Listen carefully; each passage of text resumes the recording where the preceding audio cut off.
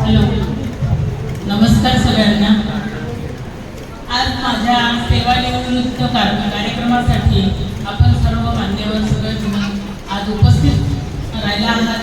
माझ्या आनंदात सगळे सहभागी आहेत, यासाठी मी पहिल्यांदा सगळ्यांसाठी माझी कृतज्ञता व्यक्त करते। निरोप घ्यायची वेळ आली की शब्द कमी पडतात आणि आठवणींचा पूर येतो। निरोप घ्यायची वेळ आली की शब्द कमी पडतात आणि आठवणींचा पूर येतो। आजचा दिवस माझ्या आयुष्यातील एक अत्यंत महत्त्वाचा आणि एक भावुक करणारा दिवस आहे। आज मी माझ्या शासकीय सेवेतून अधिकृतपणे निवृत्त होत आहे।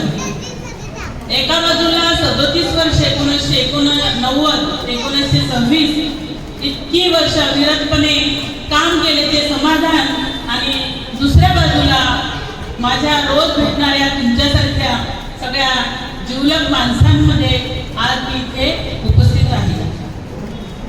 असो, माझ्या सेवेबद्दल सांगायचं म्हटलं तर मी 1989 मध्ये शहापूर तालुक्यामध्ये, शैलानी सांगितलंच आहे माझ्या बहिणीने, की मोहपाडा येथे हजर झाली आणि त्या मोहपाडा शाळेची आज माझी 1989 साली माझी जी मैत्रीण होती साधना, ती पळेल ती सुद्धा तिथे उपस्थित झाली आहे आणि तिला माहिती आहे की आम्ही त्या 1989-92 पर्यंत आम्ही किती त्रास सहन केला। त्या काळात एकदम शहापूर तालुका एकदम आदिवासी तालुका होता आणि तिने मला खूप साथ दिली। तेव्हा खूप ती माझ्या पाठीशी राहिली आणि नंतर आम्ही 1992 मध्ये मी उल्हासनगर अमरनाथ तालुक्यामध्ये रुजू झाली।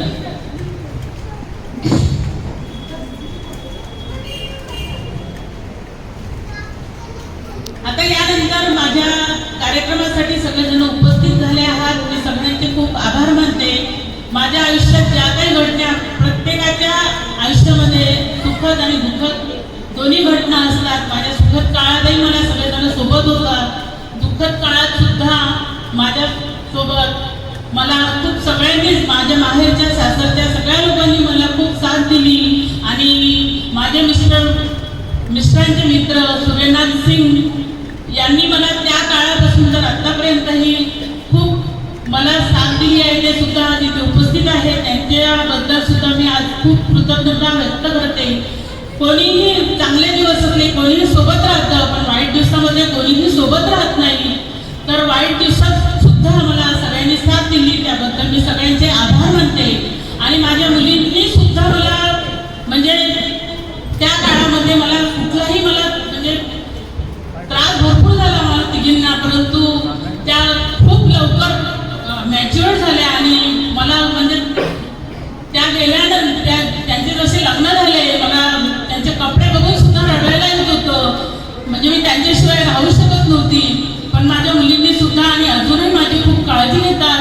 माझे जावई, दोन्ही जावई हर्षल चौधरी आणि विशाल पिसेकर, दोघंही खूप एकदम माझ्या मुलासारखे आहेत आणि सगळेजण मला समजून घेतात, सगळेजण माझी काळजी घेतील अशी मी आशा करते। आणि यापुढील आयुष्य माझं चांगलंच जाईल तुमच्या सगळ्यांच्या सहकार्यामुळे। एवढे बोलून मी माझे 2 शब्द संपवतो। कार्यक्रमानिमित्त माझे मामा, मावशी, मामी, सगळ्या आईची मामी आहे